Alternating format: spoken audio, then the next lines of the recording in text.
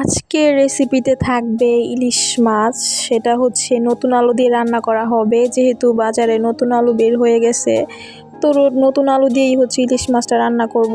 So রেসিপিটা আমি শুরু করছি। প্রথমে কড়াইতে পরিমাণ মতো তেল দিয়ে, তেলটা যখন একটু গরম হয়ে যাবে তখন আমি মাছগুলো ভেজে নেব।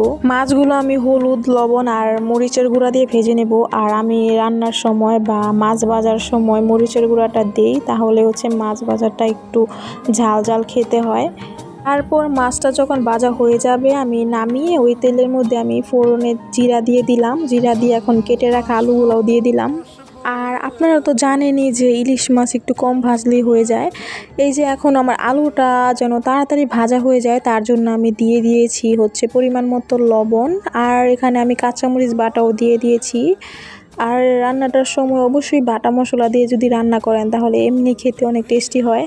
তারপর আমি দিয়ে দিয়েছিলাম হচ্ছে গরম জল দিয়ে দিলাম পরিমাণ মতো হলুদের গুঁড়া এবং মরিচের গুঁড়া। এখন ভালো করে আমি মশলাটাকে কষিয়ে নিব, না হয় আবার কাঁচা একটা স্মেল থাকে।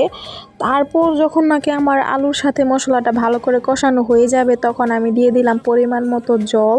যেহেতু আমি গরম জল ব্যবহার করেছি ওই ক্ষেত্রে কিন্তু আমার ঝোলটা ফুটতে বেশি সময় লাগেনি। তারপর আমি ভাজা মাছগুলো সব ঝোলের মধ্যে ছেড়ে দিলাম। লাস্ট যখন নাকি আমার ঝোলটা ভালো করে ফুটে যাবে তখন আমি দিয়ে দিলাম জিরা বাটা। আর জিরাটা অবশ্যই ভাজা হতে হবে। ভাজা জিরা বাটা আমি দিয়ে দিলাম এবং লাস্টে দিলাম হচ্ছে ধনিয়া পাতা কুচি। পাতা কুচি দিয়ে আমি আর বেশিক্ষণ রান্না করব না, এই 1-2 মিনিটের মতো রেখে আমি নামিয়ে নিব তরকারিটা।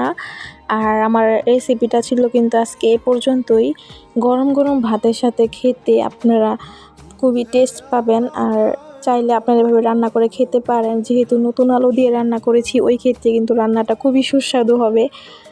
সো আজকের রেসিপিটা ছিল এ পর্যন্তই। নতুন কোনো ভিডিওতে আবার দেখা হবে। সবাই অবশ্যই লাইক, কমেন্ট এবং শেয়ার করে পাশে থাকবেন। Thanks for watching this video. Tata.